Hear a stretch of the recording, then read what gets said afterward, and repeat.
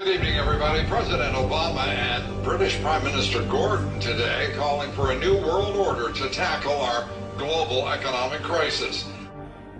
It's been a long time coming, but tonight, because of what we did on this day, in this election, at this defining moment, change has come to America. All right, folks, there's a lot going on right now. Decisions being made that are unprecedented and will have an overreaching impact on what it means to live in the United States of America. Both the Senate and the House of Representatives have just overwhelmingly passed the National Defense Authorization Act. Squeezed into this military funding bill are two provisions that give the military not just lots and lots of money, but lots and lots of power as well. A new generation of surveillance drones could soon be watching us all. The Federal Aviation Administration is expected to announce plans to expand the use of domestic drones in American airspace. Well, get ready to look up at the sky and see drones hovering above. As of now, unmanned aircraft could only be used by military airspace and by certain law enforcement agencies. But this week, Congress passed a bill that would allow for commercial and private use of the drones. I have two words for you: predator drones. You will never see it coming.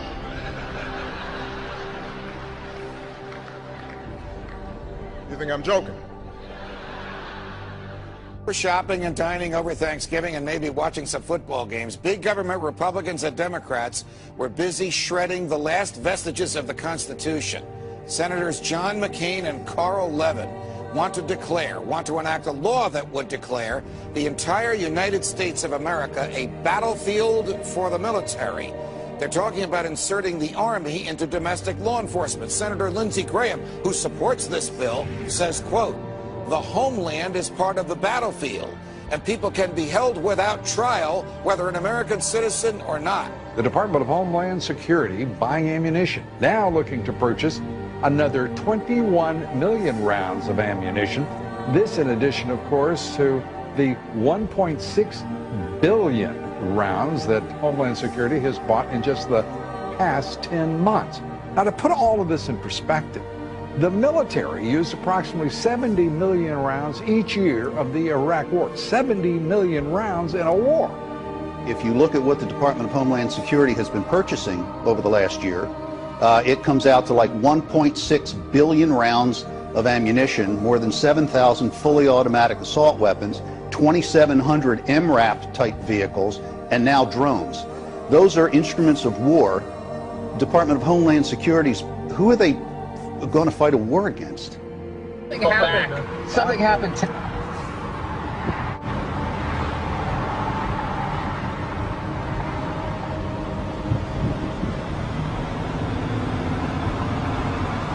Robert Whitaker, the Tactical Supervisor for El Paso SRT for Homeland Security Investigations. Well, we have our big vehicle out here. It's an armored vehicle. It's an MRAP vehicle. It's mine resistant, ambush protected. That's what it stands for. That's what we use to deliver our team to high-risk warrant services. The affirmative task we have now is to actually create a new world order. Important breaking news out of Boston: a pair of bombings rocked the finish line at the historic Boston Marathon. It was never meant that we would have this gigantic police force from the federal government. I mean, we had martial law up there, FBI and all these agents coming in and closing things down, going to people's houses. Do we close down cities because there's 10 murders over the weekend in Chicago? We don't do that.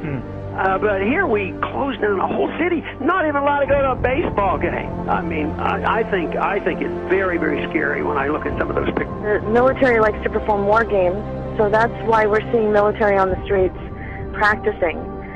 They are actually practicing. The tanks that we see on the streets and the National Guard patrolling neighborhoods and the practices that they're doing with our local police department, this is all in preparation for martial law, so that when they do actually lock down the country, they've got everything secured. But I think what we're starting to see, for anybody who is objective at all, is we're seeing a totalitarian system now unveil itself. And ever since essentially 9/11 happened, it's been more and more of these draconian measures that are leading us right down the road to martial law. Particularly to hear President Obama claim the power to keep people in prison indefinitely with no charges against them, no conviction, no sentence, just imprisonment. It's particularly stunning to hear him make that claim in the middle of a speech that was all about the rule of law. This last week, the U.S. Congress passed a bill which repeals Habeas Corpus, which means that we have now institutionalized and codified martial law. Right now, the battle against terrorism involves all of us. Everybody in this country is a potential terrorist. We don't even understand freedom anymore. We are a country that is headed towards socialism, totalitarianism, beyond your wildest imagination. I have to tell you, I'm doing a story tonight that I wanted to debunk these FEMA camps. I'm tired of hearing. You know about them? Sure. I'm tired of hearing. I wanted to debunk them. Well, we've now for several days done research on them. I can't debunk them. I don't know anything about them. It is our government. If you trust our government, it's fine. If you have any kind of fear that we might be headed towards a totalitarian state, look out, buckle up. There's something going on in our country that is ain't good. And they find a little red dot or a little blue dot on their mailbox, and they wonder what the little red dot and blue dot is. Well, it's marking your mailbox by the government, so when foreign troops come in here on us after martial law, but if you have a blue dot, they take you to the FEMA camps being built by Halliburton right now to house 50 million Americans. They're building enough concentration camps in America by Halliburton. So I'm going to tell all of you, if you have not bought ammunition, if you have not bought guns, go get them now. Go get them now, because you won't be able to get them much longer. Change has come to America. Practice Christianity and you could be court-martialed. That could be the new law of the land for our armed forces, thanks to a proposal by a religious tolerance group that claims Christian evangelists are predators. Is a war on religious liberty within the military, and that the Christianity of service members is now coming under attack by the Obama administration. It's so incredible. Here's a new article by Kurt Nimmo that's got links to Fox News, Denver papers, you name it. The state police have gone public and said, we're in federal training now where they're asking us, will we confiscate guns from Christians? Now, do you understand how even more illegal that is? Behind the scenes, they're training for what can only be called a foreign authoritarian takeover of this country via the federal government and the foreign banks. Here's the article. Colorado troopers trained to consider Christians as dangerous terrorists. Absolutely amazing. And it's all bibliographed. It's all linked to it being announced, to it being reported.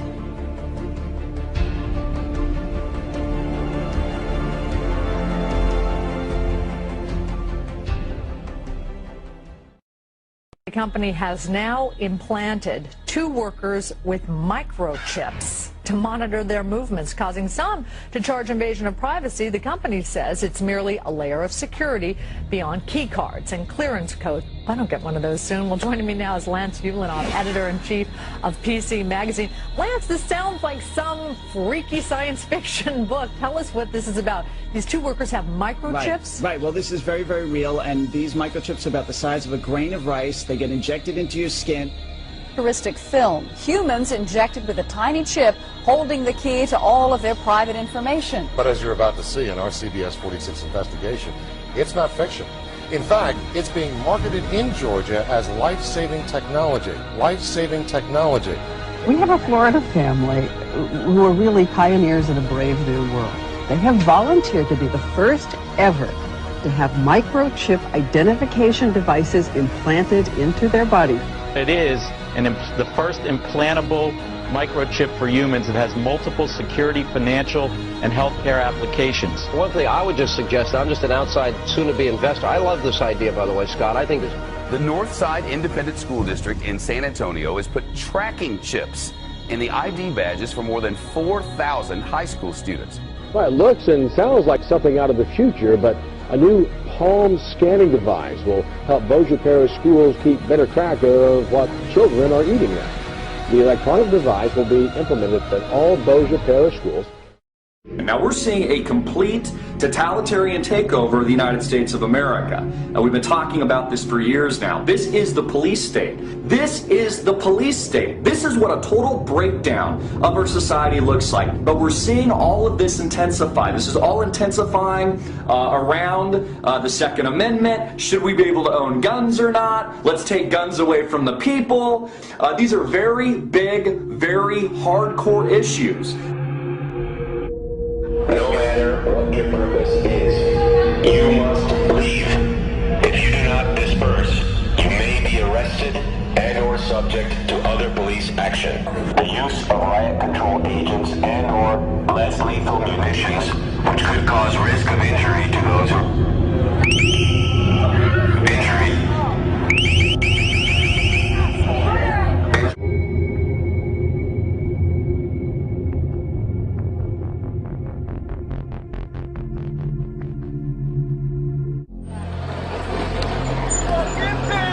Wall police now moving in.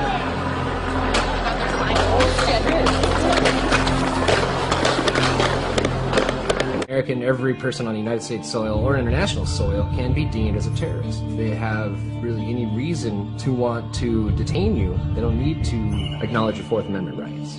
It's what supported things like the Patriot Act and now the NDAA and the ever-encroaching police state. By order of the City of Pittsburgh Chief Police, I hereby declare this to be an unlawful assembly. I order all those assembled